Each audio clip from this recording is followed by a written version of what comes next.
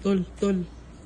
Ano ba yung ginagawa mo? Nagbabrowse lang sa internet eh. Alam mo ba ang pasa ng internet? Hindi nga eh.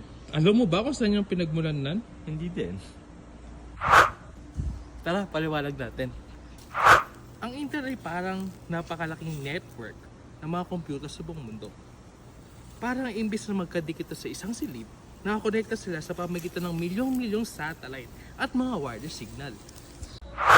Nagsimula ito noong 1960s bilang isang US military project na tinawag na ARPANET. Fast forward ngayon, nagagamit na siya for emails, Netflix at Facebook at Messenger na karaniwan natin ginagamit. Pero paano nga ba dumadalan ang impormasyon sa internet?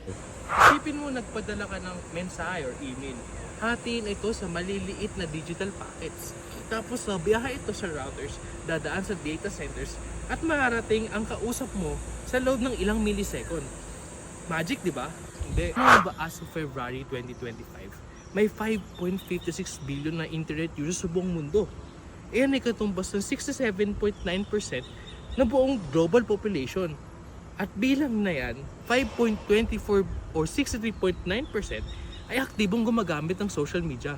Grabe, di ba? Dito sa Pilipinas, may 97.5 million na Pinoy ang gumagamit ng internet. Ibig sabihin, halos buong bansa gumagamit nito. Gumagamit tayo ng internet halos pa sa lahat ng mga bagay na ginagawa natin. Facebook, TikTok, pagbili ng pagkain at pagtatrabaho.